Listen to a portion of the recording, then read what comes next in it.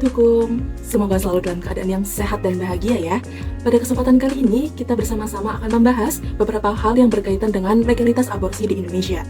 Sebelum memasuki pembahasan ini, sebenarnya apa sih aborsi itu?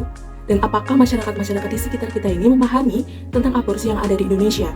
Oleh karena itu, mari kita bersama-sama mencari beberapa responden untuk memahami dan mengetahui sejauh mana mereka paham terkait dengan aborsi yang ada di Indonesia.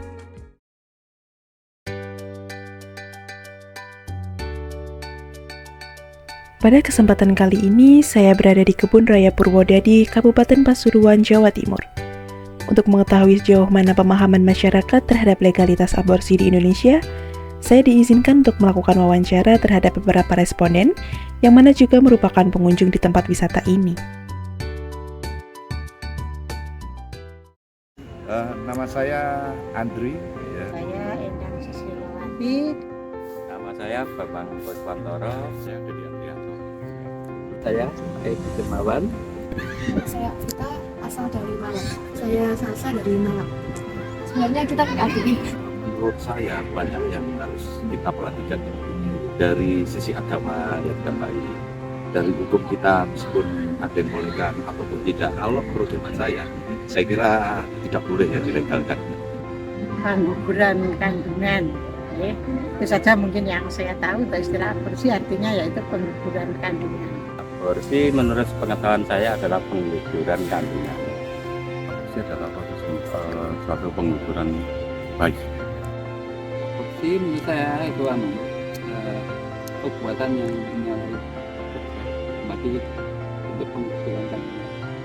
Menurut saya sendiri, aborsi itu metode untuk menggugurkan anak. Kalau saya bilang, masih kayak menggugurkan gitu.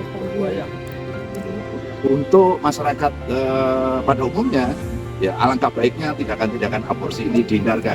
Jikapun harus dilakukan, tentu harus dikonsultasikan dengan dokter ahlinya. Gitu deh. Menurut saya untuk aborsi di negara kita itu sebetulnya dilarang. Ya, jadi tidak boleh. Kalau masalah aborsi di negara kita Republik Indonesia ini, dari kacamata hukum, sepengetahuan saya itu tidak diperbolehkan atau dilarang. Sebenarnya untuk aborsi di Indonesia itu dilarang. Tapi kalau menurut kondisi sesuatu karena keadaan bayi yang lahir yang kurang bagus dan keadaan yang bagus bisa dilegalkan. Tidak diperbolehkan. Saya sendiri belum tahu dibolehkan, ilegal atau ilegal, tapi kalau menurut saya sendiri itu tidak boleh. Kalau menurut saya itu boleh sama nggak boleh. Kalau bolehnya tuh kayak misalnya kayak janinnya tuh kayak ada penyakit gitu loh, jadi boleh.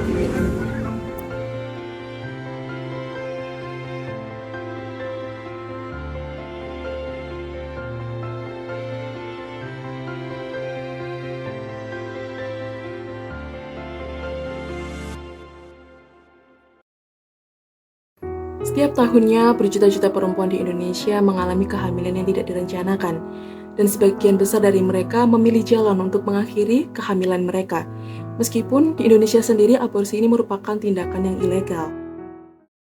Berbicara mengenai aborsi itu sendiri, untuk mengetahui maknanya seperti apa dalam bahasa hukum, aborsi ini merupakan abortus provocatus yang memiliki makna pengguguran kandungan yang dilakukan secara sengaja atau niat dari diri sendiri maupun dari orang lain. Berbicara mengenai hukum aborsi di Indonesia sendiri, apabila dilihat dari sisi Kitab Undang-Undang Hukum Pidana atau KUHP, merupakan tindak pidana yang dilarang dan bagi siapa saja yang melakukan aborsi tersebut akan dikenakan sanksi pidana.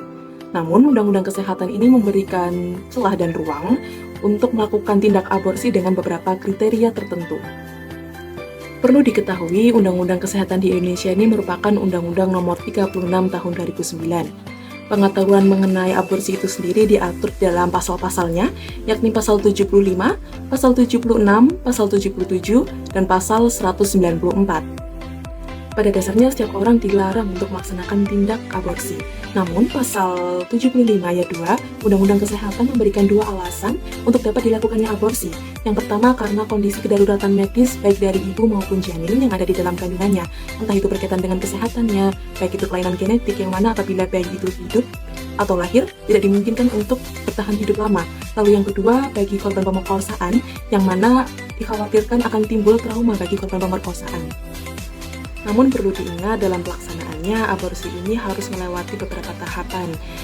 Salah satunya yakni proses konseling, baik sebelum maupun sesudah proses aborsi. Berbicara mengenai ancaman pidana atas tindakan aborsi di Indonesia, ini diatur di dalam Kitab Undang-Undang Hukum Pidana. Di dalam pasal 346 KUHP dijelaskan bahwa bagi tiap perempuan yang dengan sengaja mematikan atau menggugur kandungannya atau menyuruh orang lain untuk itu akan dikenakan hukuman penjara paling lama selama 4 tahun. Apabila dilihat dari perspektif Kitab Undang-Undang Hukum Pidana yang terbaru, yakni Undang-Undang Nomor 1 Tahun 2023, yakni pada pasal 463, tepatnya pada ayat 1 dan ayat 2, ini sama halnya dengan Kitab Undang-Undang Hukum Pidana yang lama. Ayat 1 ini menjelaskan bahwa bagi siapa saja perempuan yang melaksanakan tindak aborsi ini akan dihukum penjara paling lama 4 tahun. Dan ayat 2 ini merupakan pengecualian yang sama halnya dijelaskan pada Undang-Undang Kesehatan, yakni diantaranya karena adanya kondisi kedaruratan medis, lalu ada pemerkosaan dan tindak kekerasan seksual. Itu tadi penjelasan mengenai legalitas tindak aborsi yang ada di Indonesia apabila dilihat dari Kitab Undang-Undang Hukum Pidana dan Undang-Undang Kesehatan. Apabila dilihat dari Kitab Undang-Undang Hukum Pidana, tindak aborsi ini merupakan tindakan pidana. Namun dalam Undang-Undang Kesehatan memberikan pengecualian dengan apa yang sudah kami jelaskan tadi.